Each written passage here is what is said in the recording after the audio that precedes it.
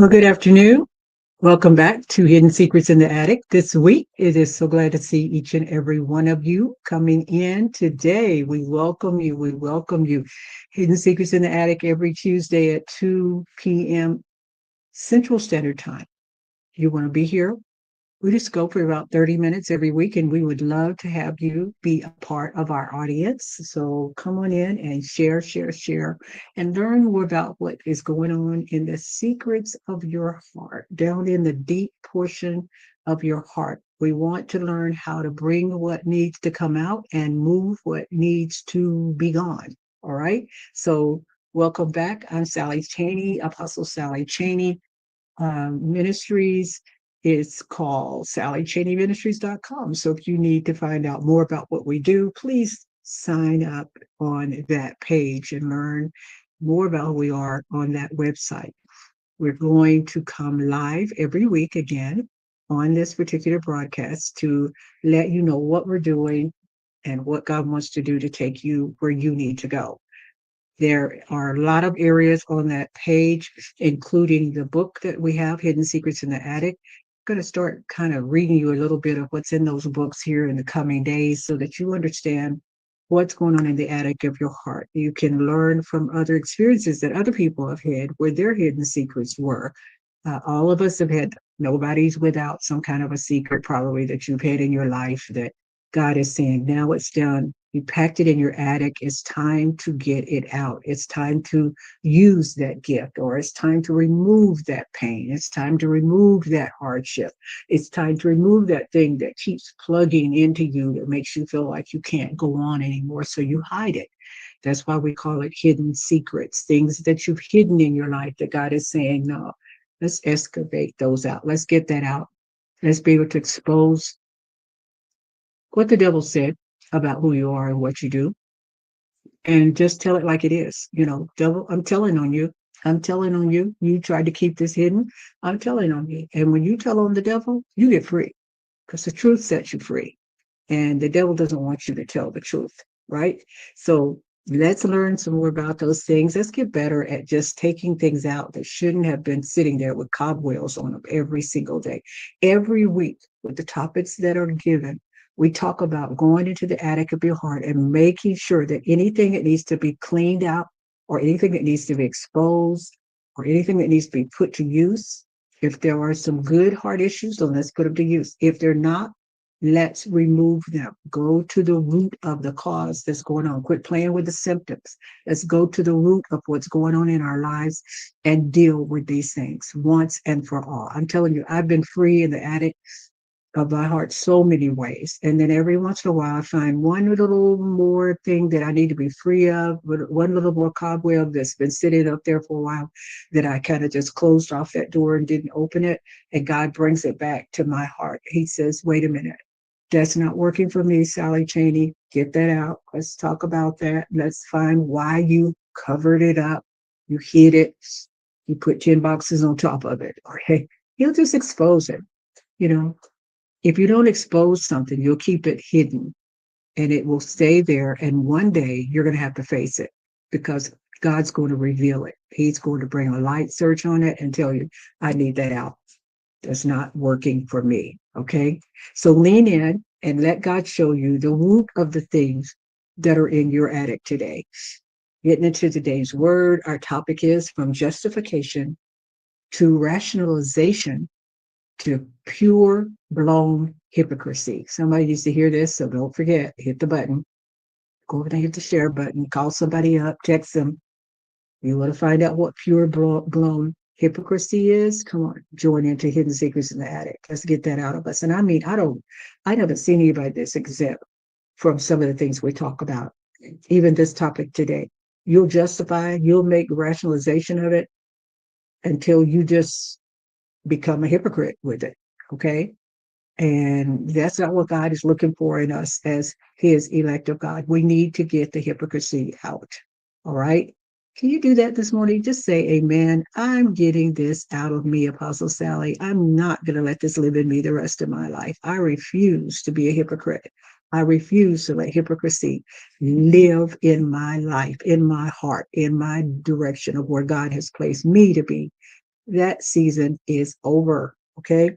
A hypocrite, maybe they really do know better, and yet they dishonor God with the way they live. Some people do. They do know better, and they just keep on living that way. Peter addressed it this way in First Peter chapter 2. He said, "For you're free. You've been given. You've been forgiven. You've been forgiven by Jesus. Yet you're still slaves. Okay, okay. You're still His servants." And then he said, "So don't use your freedom as an excuse to do the evil.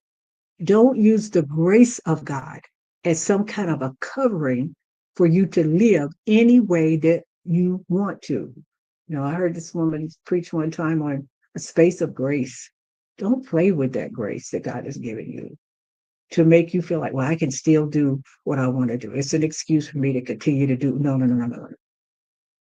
There was this guy who said he was a Christian. He was defending his addiction to porn. Yeah, that's what I said, to porn.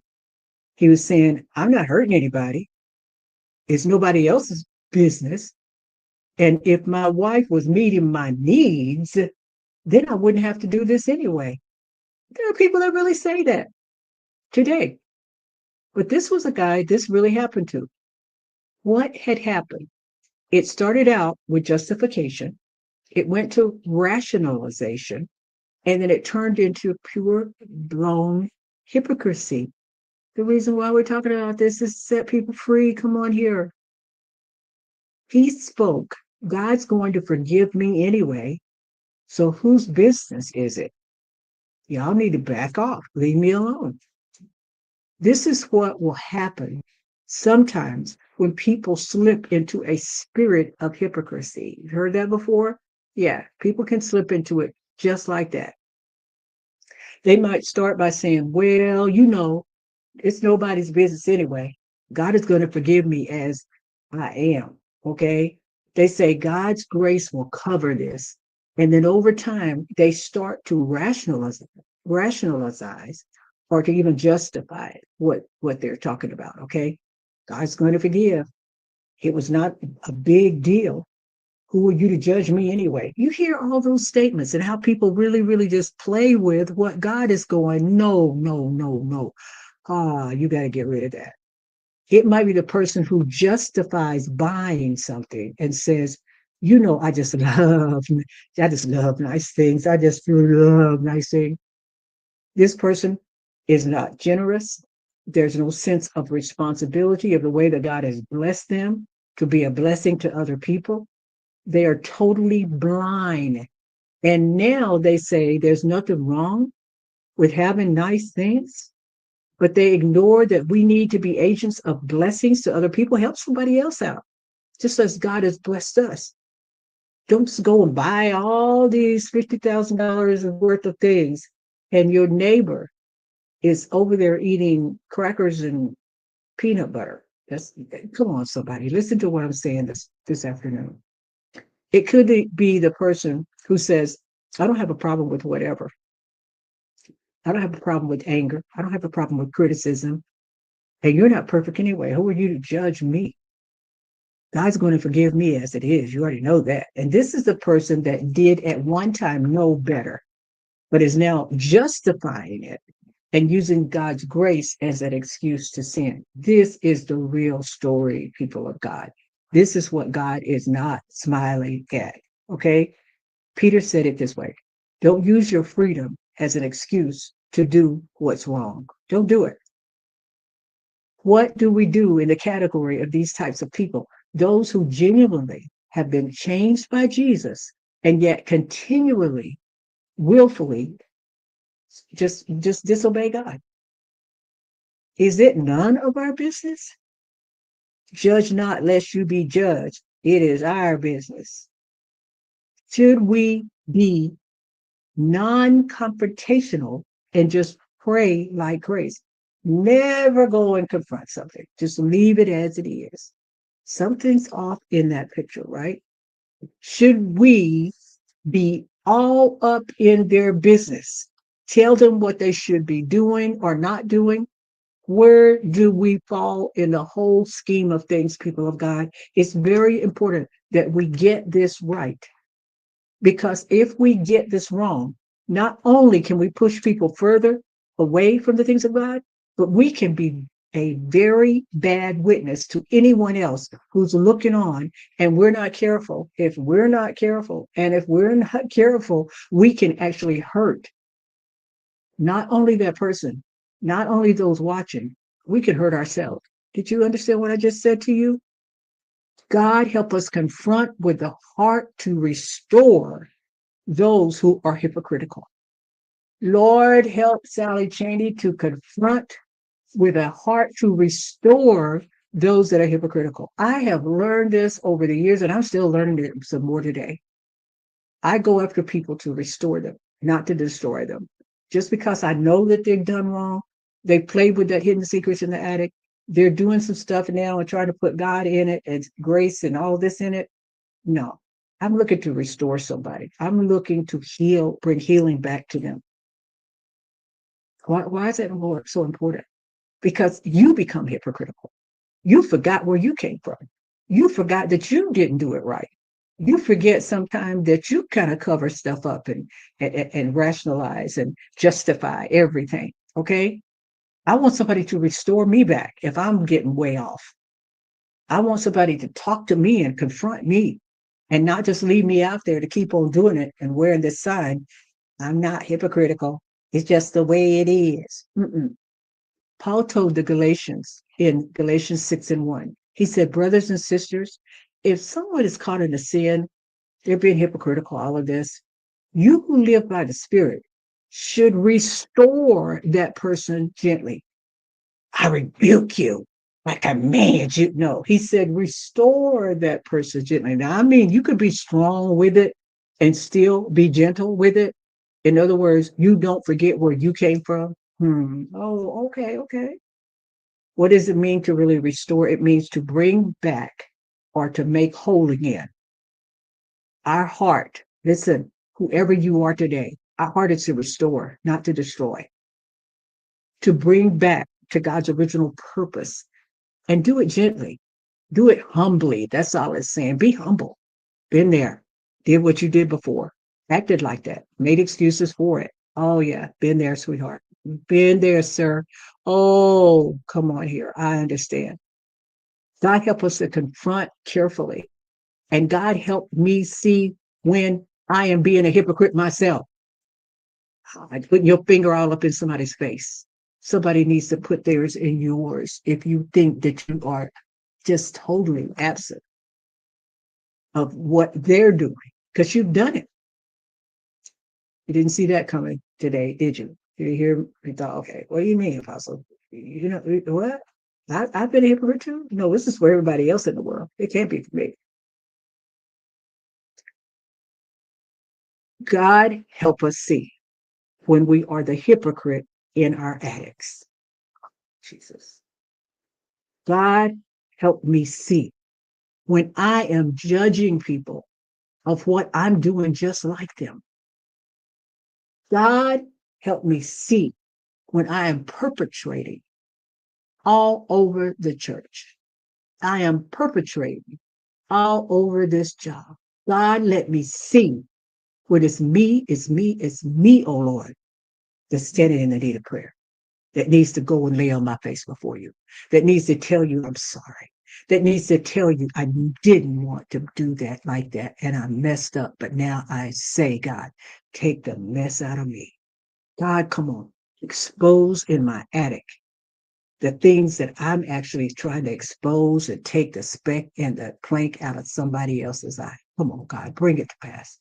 Matthew 23:17, Jesus calls the hypocrites blind fools. They're blind to it. They're blind to what they're doing. Blind fools. Now, that's pretty serious words, okay? You are blind fool, okay? In other words, hypocrisy is really difficult to see in the mirror. Come on, just go look in the mirror right now. Put it up in front of you. It's difficult to see. In fact, I can preach on one thing and go home and do the very opposite, and not even know that I'm doing it. Sometimes it happens like that. Now, I'm not saying every time. Here's what I've learned. I've learned that in my own life, whenever I'm most condemning of others, whatever I'm most condemning, that's often a reflection of where I'm most vulnerable. Did you hear me today? Let me say that again. Wherever I'm most condemning and judgmental of other people, that's where I'm most vulnerable. Test yourself. Come on, let the test happen. Well, if I had money like them, I wouldn't spend it like they're spending it. All this just going to town and going to eat and going to get everything and buying 10 cars. And you know what? They may not have a problem with money. You may have a problem with money. Okay? Think about that. Give it a little bit of understanding there. Maybe your heart is wrong. Wherever we're most judgmental, wherever we're most critical about someone else, it's often a reflection of where we are vulnerable. Oh, come on, somebody. You're down in the attic right now. God's bringing it up. The reflection of where we're most vulnerable is where we are most critical and most judgmental about Sue, about Cindy, about David, about John. Come on here. It's the truth. Don't be a hypocrite. Get it out of your attic before you try to get it out of Mr. John's attic or Mr. Susie or Mrs. Susie's attic. Come on, get it out of yours. Come on and check yourself. Find out what's going on in your heart. Find out what's going on in your attitude. Find out what's going on in your emotions. How are you dealing with this issue? What did you say about everybody else when you should have been talking about you? Okay. I don't want us to be hypocritical. I think it is a horrible attribute. We always need to say, it's me, oh Lord, sending the need of prayer. It's me, oh Lord, saying that if I had $200 more, I'd give it away. And then you're being hypocritical because God gives you that today and you don't give it away. But you just say, well, something came up and God let me just use the money for this. Don't lie on God. Hypocritical people are every single day. You see it all over the social media pages. Just being hypocritical. I love the Lord. I love the Lord. But you acting like a hypocrite because you didn't do what he said for you to do. And you lied and you lied and you lied. Come on, somebody. Listen, listen. You will bless others or you will not. And you're going to go up in your attic and say, I'll give them something next year because something came up. No, you could have given what he told you to give and gone through with it. Don't be a hypocrite to God. You promised that unto him. You made that promise unto him. Don't do that. Well, they made me mad. So I changed my mind. I don't feel like it like I did then. It's a new day. No, no. We use all kind of hypocritical remarks to try to justify, somebody heard me today, trying to make sure that you cover up and make it be that, I got it. I've got to do it this way right now. And you understand. You understand. This is the way sometimes it comes out. I don't mean no harm to nobody, but I gotta. No, we got to strip hypocritical remarks from our mouth. We got to strip hypocritical remarks from our ways. We got to strip hypocritical remarks from everything that we do to try to cover up. You can't cover up what's being hidden. You got to expose it. You've got to expose it. You've got to expose what's being hidden. Come on, expose it. And then when the cover up tries to come, you're like, it's already out in the atmosphere. It's already out there. Don't worry about it. Don't worry about it. You got to expose it. All right. That's what I'm trying to say to you. Don't be hypocritical and say, well, if I had that money, I tell you what I would do. I bless the kingdom. Hypocrite, you had the money. You did not bless the kingdom. You didn't. You did the worst thing that you could do that the other person, you can't judge them on their account of where they are. Because at least they went and bought somebody a coat in the wintertime that was freezing sitting on the side of the road. Come on, y'all. There's so many ways we can go down in the attic and see the hypocrite that tries to blossom out of us. We can get up in people's faces and tell them, I love you so much. But when you get your cute little buddy with you, or your apostle or your prophet or your teacher or whoever who is just so out in the limelight, how hypocritical are you? Well, they didn't speak to me. I'm not speaking to them. And I got to deal with this elite group up here. I can't be worried about down there right now because I already been there and I'm not going there no more. I'm not going with what they do. Hypocritical.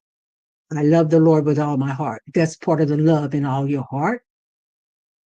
I will bless those who come in my midst, who have nothing. They don't have to beg me for nothing because I'll give it away. But now is your chance to give it away. Now is your chance to love that person who never gets to go out to eat with you and say, you know what? Come be my guest today in front of your besties and all your great limelight folk. They don't have the cutest outfit on. They got a little smudge under the chin. You go in the bathroom and wipe it off, or do you let them just be seen and say, whatever? Come on, hypocrites, hypocrites, get out of me. That's what you got to start saying. I am not going to be those people that are judgmental to other people. That's where I'm most vulnerable. If I go and try to condemn them, something's wrong with that picture. If I have $50, why do I have to not give it away to that person who has been struggling? But I go and give it to the person who has more than enough and is going to go buy them a new dress with it when they don't need the new dress. This person who's struggling needs to be able to come out of struggle. I'm just bringing it like it is. I'm telling you like it is today because there is something wrong with the Church of Jesus Christ when we act like hypocrites, but we try to call everybody else that. God's going to put the test on us. He'll let us be tested in our hypocritical self. He will. He's like, let me see what you're going to do when that man sits next to you and he's got a smell. Are you going to turn your nose up and go and move 2 rows up and leave him sitting there by himself? What are you going to do? Don't say, bless you, sir, bless you. And while you move into the front, your mind is going, oh, Lord, he needs to take a bath. And I can't be shaking his hand in church. Or I ain't got no stuff to wipe on my hands after I get through. No, hypocrite. God is through with it. He doesn't like it in the Church of Jesus Christ. And you don't have to be in church. You could be in the restaurant. You knew you talked to that person yesterday. You knew you said some great things about them in their face. But now you're in the restaurant and you're with the elite. I'm calling that right there, elite group of people. And they look at you and go, hey, it's so good to see you, Cindy. It is so good to see you. Thank you for taking the time to talk with me and pray with me yesterday. And you're like, no, what's your name, sir? I don't remember you. What's your name? Can I call you later? You don't want to introduce them to the elite. You don't want to tell them, you know what, you look good today. God bless you for showing up at church. And God bless you for being here and coming over and speaking to me. But you act hypocritical and look at them like they are the dirtiest scum on the earth. And God just wanted you to tell them that they were special and introduce them to your elite pastor, your elite teacher. Come on, introduce them.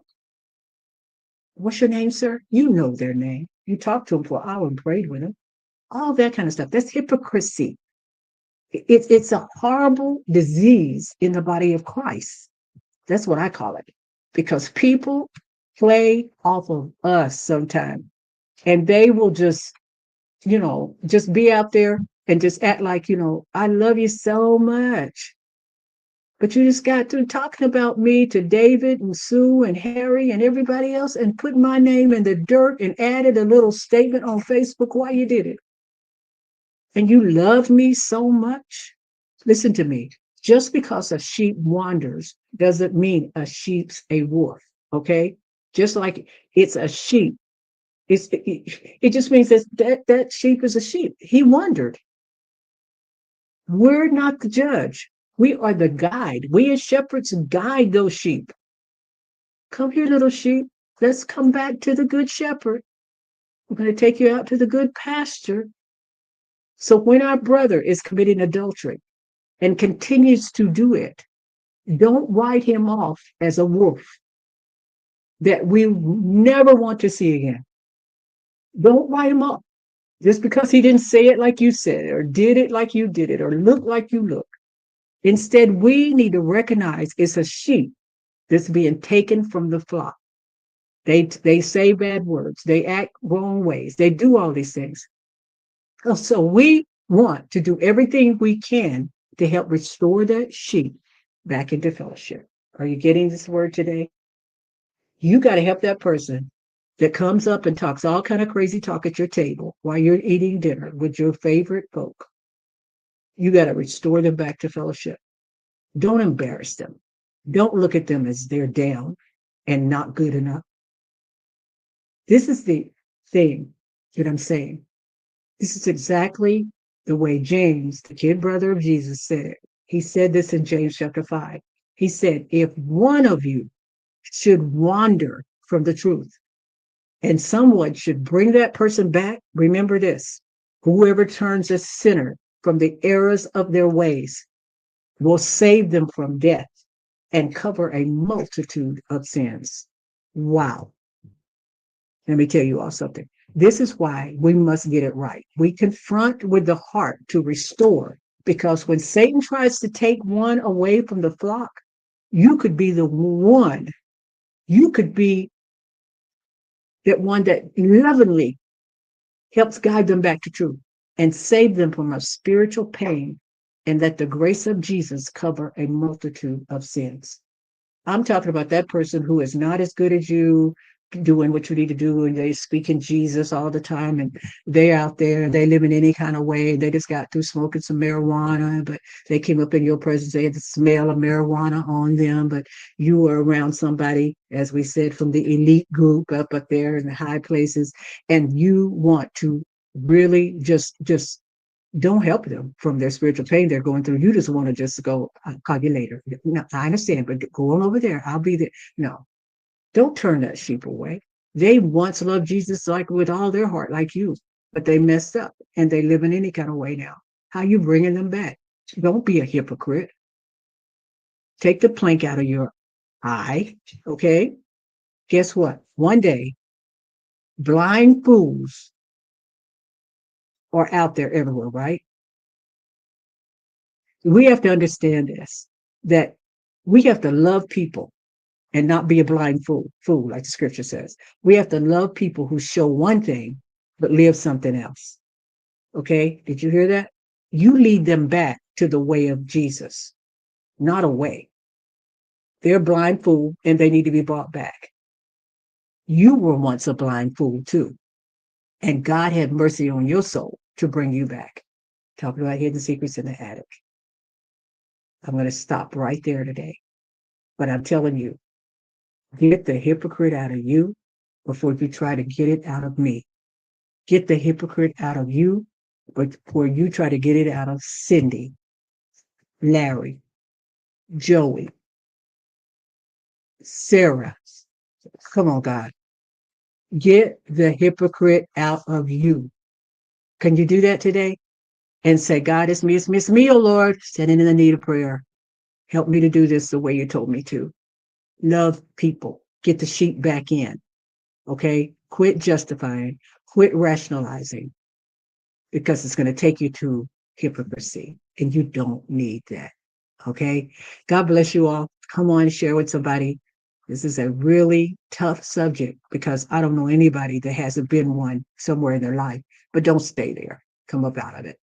God bless you. I'll see you next week. Share, share, share.